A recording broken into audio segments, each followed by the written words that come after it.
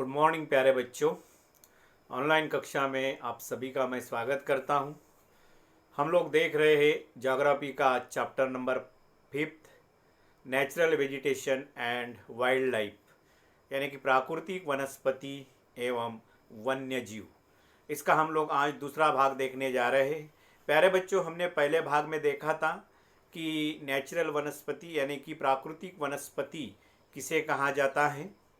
उसके बाद में प्राकृतिक वनस्पति को प्रभावित करने वाले कारक या प्राकृतिक वनस्पति के वितरण को प्रभावित करने वाले कारक, उसमें हमने अध्ययन किया था। प्रमुख रूप से भूमि, मृदा, उसके बाद में जलवायु में तापमान, वर्षा और सूर्य प्रकाश, ठीक है, यानी कि अक्षांश। इन सभी कारकों का हमने अध्ययन किया था। उसके बाद में भारत में कौन कौन से प्रकार की वनस्पतियां पाई जाती है, उसमें हमने प्रकार देखे थे। नंबर 1, उष्णकटिबंधीय वर्षावन या उष्णकटिबंधीय सदाहरित वन, उष्णकटिबंधीय पर्णपाती वन। उसके फिर 2 भाग, आर्द्र और नमी पर्णपाती वन और शुष्क पर्णपाती वन। उसके बाद में हम लोग आज देखेंगे पर्वतीय वन, कटीले वन व झाड़ियाँ और मैंग्रोव वन। और बाद में हम लोग देखेंगे वाइल्ड लाइफ यानी कि वन्य जीव। तो शुरू करते हैं हम लोग वनस्पति के प्रकारों में। तीसरा प्रकार, 2 प्रकार तो हमने देखे थे प्यारे बच्चों। उष्णकटिबंधीय वर्षावन जो सामान्यतः 200 सेंटीमीटर से अधिक वर्षा वाले प्रदेशों में, जो वेस्टर्न घाट के, पश्चिमी घाट के जो पश्चिमी तट है वहाँ पर, उत्तर पूर्वीय भारत में अंडमान निकोबार द्वीप समूह में ये पाए जाते हैं। उसके बाद में ये वन बहुत ही घने होते हैं, ऊंचे होते हैं, ठीक है। यहाँ पर महोगनी, एबोनी, रोजवुड जैसे प्रमुख, सिंकोना जैसे प्रमुख वृक्ष पाए जाते हैं। और उसके बाद में हमने देखे थे कि उष्णकटिबंधीय सदाहरित, उष्णकटिबंधीय पर्णपाती वन जो ग्रीष्म ऋतु में, शुष्क ऋतु में लगभग 6 से 8 सप्ताह के लिए अपनी सारी पत्तियाँ गिरा देते हैं, ठीक है। उन्हें हम लोग उष्णकटिबंधीय पर्णपाती वन कहते हैं। इन वनों को मानसूनी वन के नाम से भी जाना जाता है। ये वन मुख्यतः 70 सेंटीमीटर से लेकर 200 सेंटीमीटर तक जहाँ वर्षा होती है, ये भारत में सबसे अधिक मात्रा में पाए जाते हैं। गंगा के मैदानी प्रदेश से लेकर मध्य भारत में ये विस्तृत रूप में ये वन फैले हुए है, ठीक है। इसमें साग, साल, नीम, शीशम, पीपल, पलस जैसे प्रमुख वृक्ष है। ये वन मुख्यतः जो है शुष्क ऋतु में बाष्पीकरण की क्रिया से होने वाली जल की हानि को रोकने के लिए अपनी पत्तियां गिरा देते हैं। आज हम लोग देखेंगे उष्णकटिबंधीय कटीले वन व झाड़ियाँ। तो वेरी सिंपल, जहाँ से मैंने पहले शुरू किया था, 200 सेंटीमीटर से अधिक वर्षा वाले प्रदेशों में उष्णकटिबंधीय सदाहरित वन या उष्णकटिबंधीय वर्षावन, 70 से 200 तक उष्णकटिबंधीय पर्णपाती वन, और जहाँ 70 सेंटीमीटर से भी कम वर्षा होती है वहाँ पर उष्णकटिबंधीय कटीले वन। कटीले वन मतलब ये कांटेदार झाड़ियाँ होती हैं और छोटे छोटे झाड़ियाँ होती हैं। जिन क्षेत्रों में 70 सेंटीमीटर से कम वर्षा होती है वहाँ कटीले वन तथा झाड़ियाँ पाई जाती है। इस प्रकार की वनस्पति देश के उत्तरी भागों में पाई जाती है, जिनमें मुख्यतः गुजरात का कुछ हिस्सा, राजस्थान, छत्तीसगढ़, मध्य प्रदेश, उत्तर प्रदेश तथा हरियाणा के अर्ध शुष्क क्षेत्र। अर्ध शुष्क क्षेत्र का अर्थ होता है मतलब वहाँ पर बहुत ही कम बारिश होती है, लगभग 50 से 70 सेंटीमीटर या 100 सेंटीमीटर मैक्सिमम बारिश होती है, उसे अर्ध शुष्क क्षेत्र कहा जाता है। पूर्ण शुष्क क्षेत्र यानी कि जहाँ पर बारिश है अत्यल्प होती है, 10 सेंटीमीटर से भी कम वर्षा होती है, उसे हम लोग शुष्क क्षेत्र कहते हैं। तो यहाँ हल्की सी बारिश होती है 70 सेंटीमीटर तक। इन वनों के वृक्ष बिखरे होते हैं, क्योंकि बारिश कम होती है, तापमान अधिक होता है, इसलिए इन वनों के वृक्ष बिखरे होते हैं, मतलब एक पेड़ यहाँ तो दूसरा पेड़ दूर। इसमें मुख्यतः जो पेड़ पाए जाते हैं अकासिया, ठीक है, खजूर जिसको पाम ट्री कहा जाते हैं, यूफोरबिया तथा नागफनी, कैक्टस जिसे आप लोग कहते हो, जैसे प्रजातियाँ जो कांटेदार वनस्पतियाँ होती है। इन वनों में प्रायः चूहे, खरगोश, लोमड़ी, भेड़िया, शेर, सिंह, घोड़े, जंगली गधा और ऊंट जैसे जानवर पाए जाते हैं। कटीले वनों की वृक्षों की विशेषताएं देखते हैं हम लोग। कटीले वनों में जो वृक्ष पाए जाते हैं उनकी खास विशेषताएं होती है। तो इन वनों के वृक्षों की जड़ें लंबी तथा जल की तलाश में चारों तरफ फैली होती है। प्यारे बच्चों, यहाँ पर वर्षा की मात्रा बहुत कम होती है, इसीलिए प्राकृतिक रूप से ये जो वृक्ष होते हैं इनकी जड़ें बहुत ही गहरी होती है। क्यों गहरी होती है? जल की तलाश में वो गहरी जाती है। और दूसरा जो है फैली होती है, मतलब दूर दूर तक चारों तरफ ये फैली होती है, क्योंकि जल की तलाश में ये फैले होते हैं। पत्तियां प्राय एकदम छोटी होती है, जिनसे बाष्पीकरण कम से कम हो सके, और इनकी पत्तियों की जो पत्तियां होती है बहुत ही जाड़ी होती है, मोम जैसी चमकीली भी होती है, ताकि सूर्य की किरण जो है तुरंत रिफ्लेक्ट हो और बाष्पीकरण कम हो। इनकी साल जो होती है बहुत ही मोटी होती है। तो इस प्रकार के इन वृक्षों के क्या कहते हैं हम लोग, विशेषताएं हैं। तो ये वृक्ष देखिए, ये दूर दूर फैले हुए देखिए आप लोग, एक पेड़ यहाँ है तो एक यहाँ है, ये तो इस प्रकार से। और ये आपके किताब में दिए गए हैं, ये कांटेदार ठीक है वृक्ष होते हैं। बबूल भी यहाँ पर पाए जाते हैं, बबूल कीकर जैसे वनस्पति, और मुख्य रूप से ये कांटेदार पेड़ होते हैं। उसके बाद में हम लोग देखेंगे पर्वतीय वन। ये बहुत ही महत्वपूर्ण है, इसके ऊपर बहुत बार प्रश्न पूछा जाता है। आप लोग जानते हैं प्यारे बच्चों, हम पर्वत में खासतौर पे जब पर्वत के तलहटी क्षेत्र से नीचे से बेस से लेकर हम लोग शिखर तक पहुंचते हैं, तो वैसे वैसे तापमान कम होते जाता है, यानी कि ऊंचाई के अनुसार तापमान कम होता है। उसी के और तापमान का प्रभाव किस पर होता है? वनस्पति पर होता है। तो उसी के अनुसार वनस्पति का विकास भी पर्वतीय क्षेत्र में पाया जाता है। ये मुख्यतः पर्वतों में पाया जाता है और इसलिए इसको पर्वतीय वन कहा जाता है। पर्वतीय क्षेत्रों में तापमान की कमी तथा ऊंचाई के साथ साथ प्राकृतिक वनस्पति में भी अंतर दिखाई देता है। फिर से मैं दोहराता हूँ, पर्वतीय प्रदेशों में हम नीचे से जब ऊपर तक जाते हैं वैसे वैसे तापमान कम होता है और उसी के अनुसार भी वनस्पति का वर्गीकरण होता है, वनस्पतियों का विकास होता है। और इस प्रकार से पर्वतीय वनों के अंतर्गत हम लोग 3 ऊंचाई के अनुसार 3 भागों में उसको विभाजित करते हैं। 1000 से 200 मीटर तक की ऊंचाई वाले क्षेत्रों में आर्द्र शीतोष्ण कटिबंधीय वन पाए जाते हैं। प्यारे बच्चों, ये शीतोष्ण क्यों शब्द आए यहाँ पर? क्योंकि हमारा जो हिमालय पर्वत है ये शीतोष्ण प्रदेश में आता है, कर्क रेखा के ऊपर है, 23.5 के ऊपर, इसलिए वो शीतोष्ण कटिबंध में आता है और इसीलिए इसको शीतोष्ण कटिबंधीय वन। आर्द्र मतलब होता है जहाँ पर नमी होती है। तो 1000 से जो तलहटी क्षेत्र है, 1000 से 200 सेंटीमीटर तक, माफ कीजिए 2000 मीटर तक ऊंचाई वाले क्षेत्र में आर्द्र शीतोष्ण कटिबंधीय वन पाए जाते हैं। इनमें चौड़ी पत्ती वाले ओक और चेस्टनट जैसी वृक्षों की प्रधानता होती है। तो इनकी पत्तियां चौड़ी होती है, जिसमें ओक और चेस्टनट ये प्रमुख वृक्ष है। ये मल्टीपल चॉइस के लिए भी आपको वृक्षों के नाम पूछे जाते हैं, कौन से वनों में पाई जाती है करके, इसलिए इसको अच्छी तरह से पढ़ना है। दूसरा है 1500 से 3000 मीटर की ऊंचाई के बीच शंकुधारी वृक्ष। ठीक है, इनका आकार जो होता है शंकु के आकार के आधार पर होता है। जैसे आप लोग अशोका का पेड़ देखते हो या क्रिसमस ट्री देखते हो, वैसा आकार। तो 1500 से 3000 मीटर की ऊंचाई के बीच शंकुधारी वृक्ष पाए जाते हैं। इसमें जो मुख्य वृक्ष है चीड़, जिसे को लोग पाइन कहा जाता है, देवदार, सिल्वर फर, स्प्रूस, सीडर आदि वृक्ष पाए जाते हैं। उसके बाद में ये वन प्राय हिमालय के दक्षिणी ढलानों और दक्षिण और उत्तर पूर्व भारत के अधिक ऊंचाई वाले भागों में पाए जाते हैं। अधिक ऊंचाई पर प्राय घास के मैदान भी पाए जाते हैं, उसके ऊपर फिर घास के मैदान पाए जाते हैं 2000 के ऊपर, 2500 के आसपास में। 3600 मीटर से अधिक ऊंचाई पर शीतोष्ण कटिबंधीय वनों तथा घास के मैदानों का स्थान अल्पाइन वनस्पति ले लेती है। तो ये आल्प्स पर्वत पर पाए जाने वाली जो वनस्पति है, इसलिए उसको अल्पाइन वनस्पति कहा जाता है, जो यूरोप में है। सिल्वर फर, जुनिफर, पाइन व बर्च इन वनों के मुख्य वृक्ष है। जैसे जैसे हम लोग हिमरेखा के निकट पहुंचते हैं, इन वृक्षों के आकार छोटे होते जाते हैं, क्योंकि तापमान एकदम कम होते जाता है। इसलिए अंततः झाड़ियों के रूप के बाद वे अल्पाइन घास के मैदान में विलीन हो जाते हैं। बाद में एकदम ऊपर घास पाया जाता है, अल्पाइन घास। इनका उपयोग जो है मुख्य रूप से गुज्जर तथा बकरवाल, ये घुमक्कड़ जो पशु चरवाहक जमाती हैं या जातियां हैं, तो इनका उपयोग गुज्जर तथा बकरवाल जो खासतौर पे जम्मू कश्मीर, हिमाचल प्रदेश में पाए जाते हैं, इनके द्वारा पशुचारण के लिए इसका उपयोग किया जाता है। अधिक ऊंचाई वाले भागों में मॉस, लीचन, घास, टुंड्रा वनस्पति का एक भाग है। तो जहाँ बर्फ पाया जाता है, केवल गर्मी के दिनों में जब बर्फ पिघलती है तब इस प्रकार की वनस्पति का वहाँ विकास होता है। बाद में फिर से जब बर्फबारी शुरू होती है तो वो बर्फ के अंदर ढक जाती है। तो इस प्रकार से पर्वतीय क्षेत्र में ऊंचाई के अनुसार 1000 से 2000 मीटर तक जिसमें शीतोष्ण आर्द्र वन पाए जाते हैं।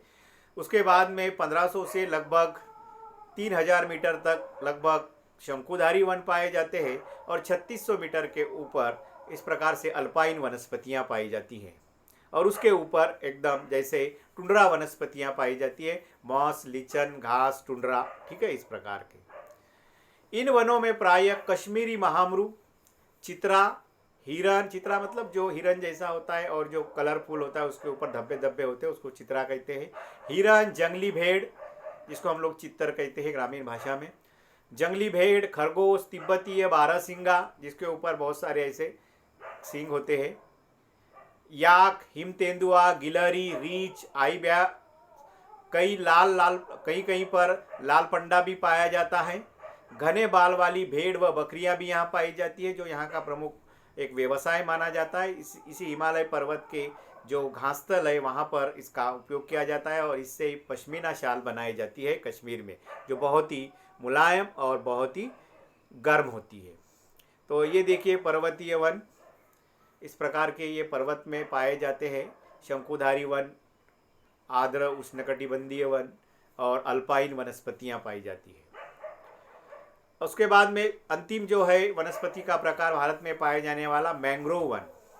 ये मुख्यतः ये वनस्पति जो है या ये वन जो है तटवर्ती क्षेत्रों में यानी कि समुद्री किनारों पर जहाँ पर ज्वार और भाटा आता है, ठीक है, वहाँ की सबसे महत्वपूर्ण वनस्पति है ये मैंग्रोव वन। यहाँ पर मुख्य रूप से मिट्टी व बालू इन तटों पर जमा होते, नदियाँ अपने साथ बहुत सारा गाद लाती है जिसके कारण वो जमा करती है और लगभग वो दलदल युक्त भाग होता है और इसमें मैंग्रोव वनस्पति का विकास होता है।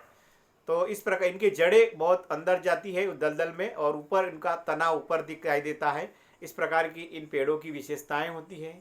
घने मैंग्रोव एक प्रकार की वनस्पति है जिसमें पौधों की जड़ें पानी में डूबी रहती है, जो दिखती नहीं है, ठीक है, जब पानी कम हो जाता है तो कभी कभी दिखती भी है। गंगा, ब्रह्मपुत्रा, महानदी, गोदावरी, कृष्णा तथा कावेरी नदियों के डेल्टा भागों में, क्योंकि ये नदियां अपने साथ अपने डेल्टा में अपने मुहाने पर भारी मात्रा में अवसादों का निक्षेपण करती है, जिसके कारण वहाँ एक प्रकार का दलदल और पानी भी होता है।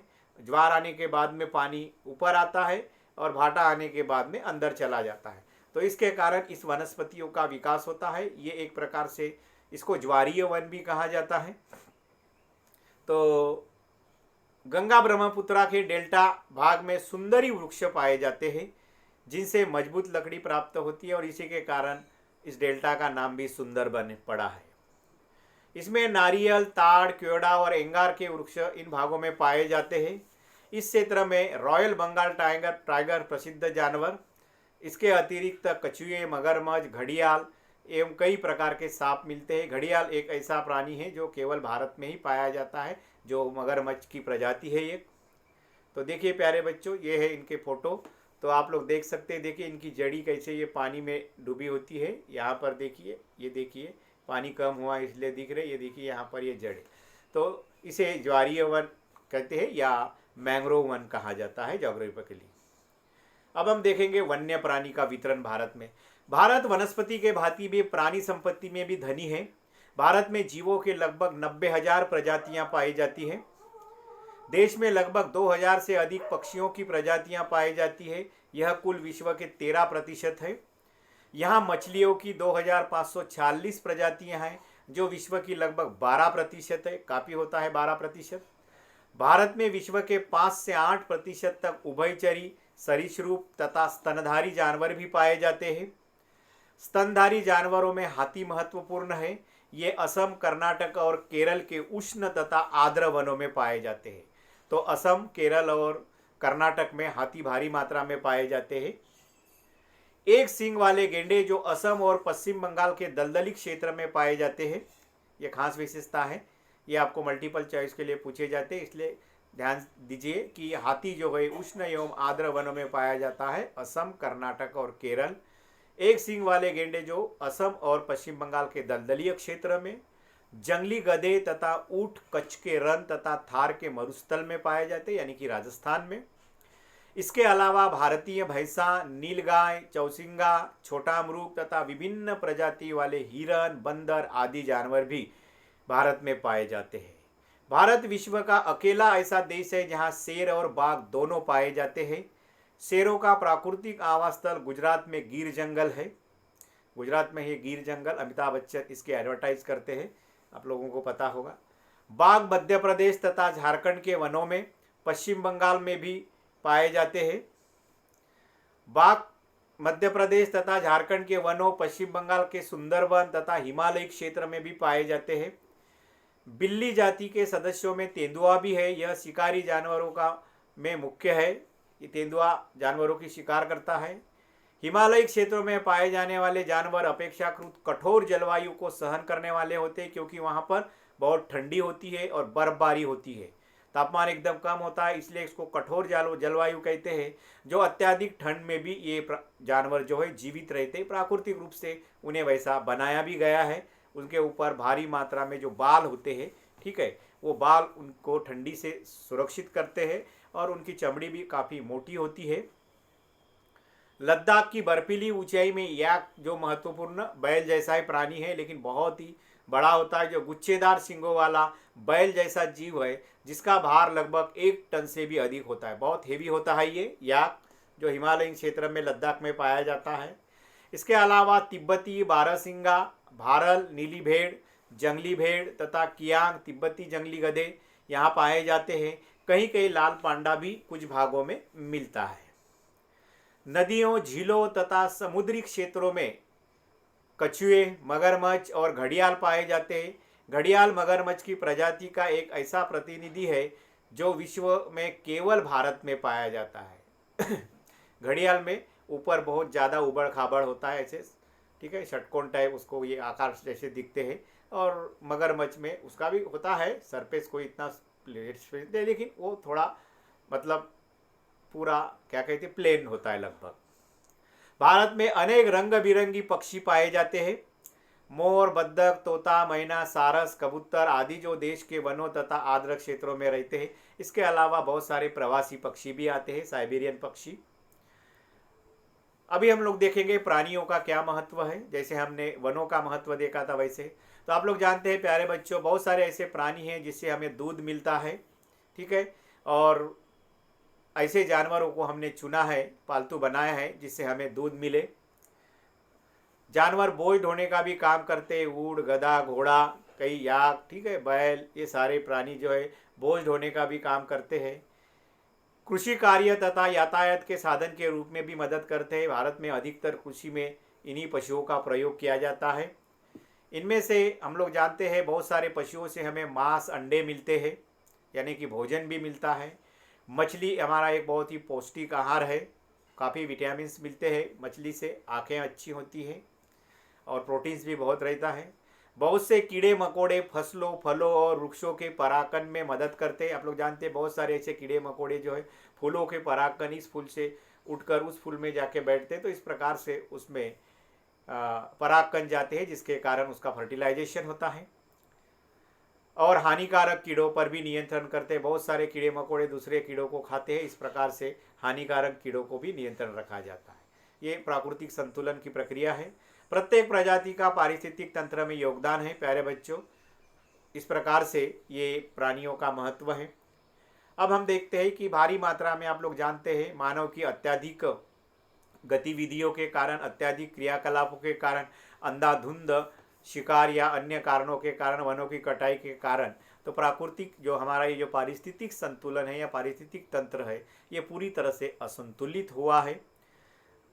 तो इसके क्या कारण है? तो वेरी सिंपल, मनुष्य द्वारा पादपों और जीवों, पादप मतलब वनस्पति, पादपों और जीवों के अत्यधिक उपयोग के कारण पारिस्थितिक तंत्र असंतुलित हुआ है। तो मानवीय क्रियाकलाप के कारण नहीं, बिना सोचे समझे मानव ने अपनी आवश्यकताओं की पूर्ति करने के लिए भारी मात्रा में वनों की कटाई की है, बहुत सारे प्राणियों की शिकार की गई है, जिसके कारण कई सारे प्राणी और वनस्पति नष्ट हुए और कुछ नष्ट होने के कगार पर है। लालची व्यापारी अपने व्यवसाय के लिए अत्यधिक शिकार करते हैं। अभी भी कितने सारे सरकार ने कई सारे प्रतिबंध लगाए हैं, कई सारे उपाय किए, इसके बावजूद भी बाघों की शिकार एक आम बात होती है। रासायनिक और औद्योगिक अवशिष्ट तथा तेजाबी जमाव के कारण होने वाला प्रदूषण, इसके कारण भी हमारा पारिस्थितिक तंत्र जो है असंतुलित हुआ है। कई सारे खासतौर पे एक उदाहरण के लिए बताता हूँ, ये जो गिद्ध जो है, गिद्ध आजकल दिखते नहीं हैं, तो माना जाता है गिद्ध क्या खाते हैं, मरे हुए पशु खाते हैं। तो आमतौर पर गांव के जो पशु होते हैं, जो बीमार पशु, उनके इलाज में डिस्प्रिन नामक का कोई इंजेक्शन का प्रयोग किया जाता है, और ये जब पशु मर जाता है तो उसे बाहर फेंका जाता है। जब ये गिद्ध खाते थे तो उसका असर उनके लीवर पर होता था, और जिसके कारण गिद्धों की कई सारी संख्या कम हो गई।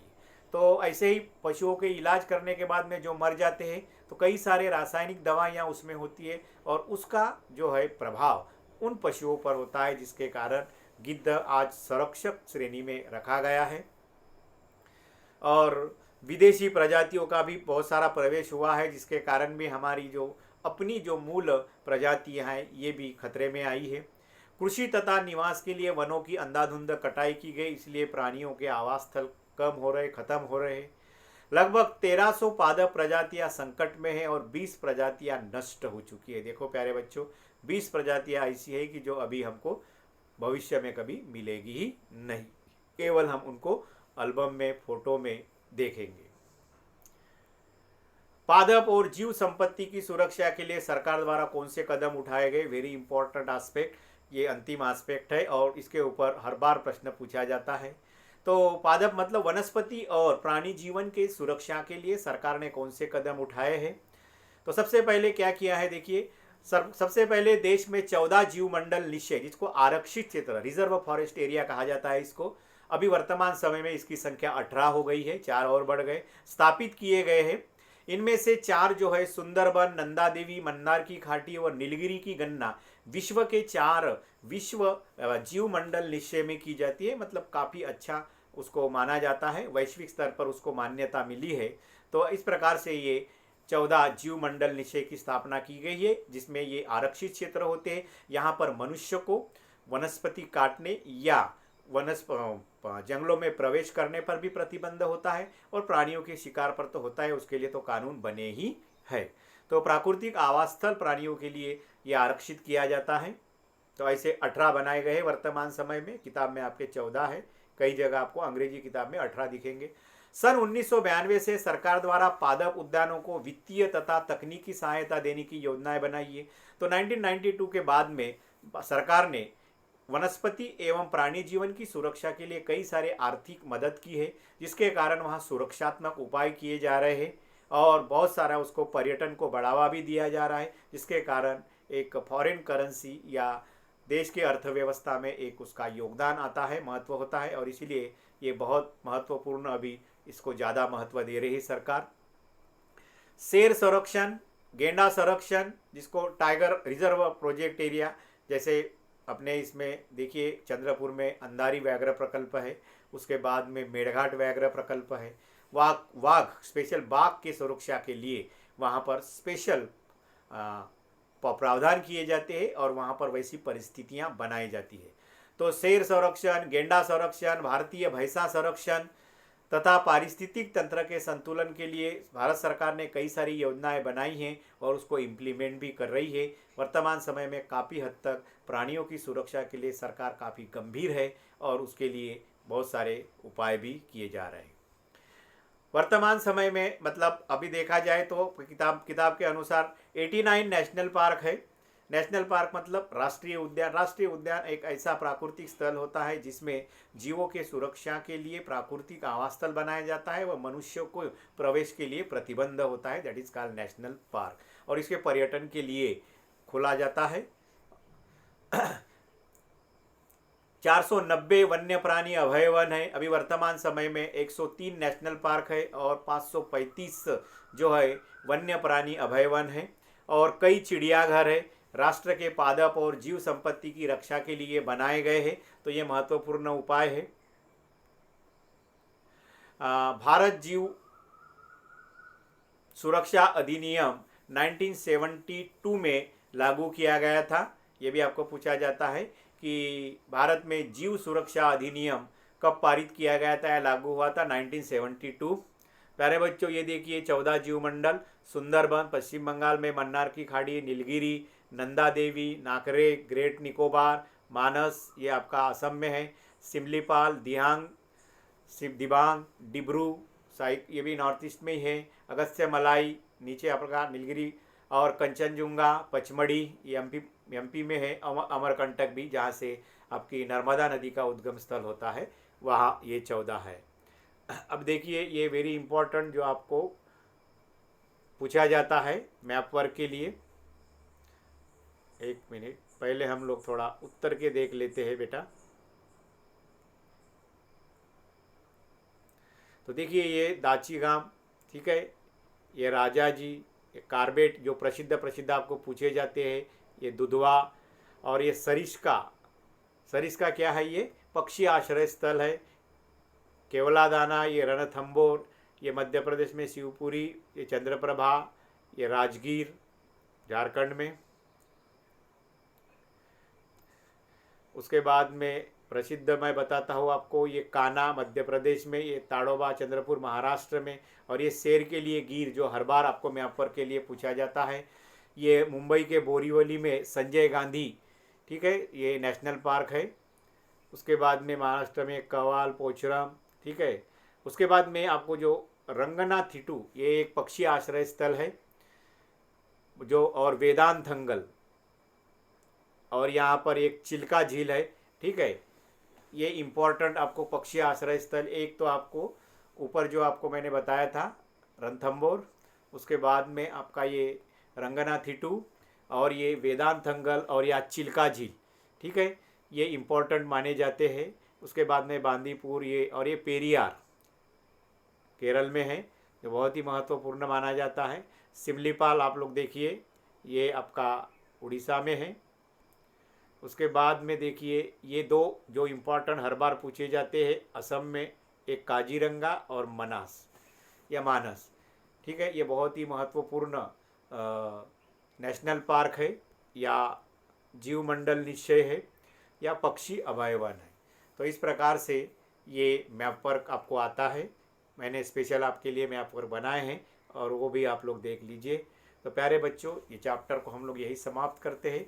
उष्णकटिबंधीय कटीले वनों की विशेषताएं बताओ, कटीले वनों की वृक्षों की विशेषताएं बताएं, पर्वतीय क्षेत्रों में तापमान का वितरण तथा ऊंचाई के अनुसार प्राकृतिक वनस्पति का वर्गीकरण करना है, मैंग्रोव वनों की विशेषताओं का वर्णन करना है, भारत में वन्य प्राणी का वितरण बताना है, कहाँ कहाँ पर कौन से प्राणी पाए जाते हैं, प्राणियों का महत्व बताइए, पारिस्थितिक तंत्र में असंतुलन के प्रमुख कारणों की चर्चा करना है, और पादप एवं जीव संपत्ति की सुरक्षा के लिए सरकार द्वारा उठाए गए कदम पर चर्चा करना है। तो इस प्रकार से ये इम्पोर्टेंट क्वेश्चन है, इसको आप लोग लिख लीजिए। तो प्यारे बच्चों हम लोग यही रुकते हैं। तो यहाँ पर आपका ज्योग्राफी का भी जो आपके लिए सिलेबस मतलब वो एग्ज़ाम के लिए जो चैप्टर है वो चैप्टर यहाँ पर हम समाप्त हो गए। तो ज्योग्राफी और हमने इकोनॉमिक्स को ख़त्म किया है। अभी हम लोग नेक्स्ट पीरियड से शुरू करेंगे सिविक्स। तब तक के लिए धन्यवाद।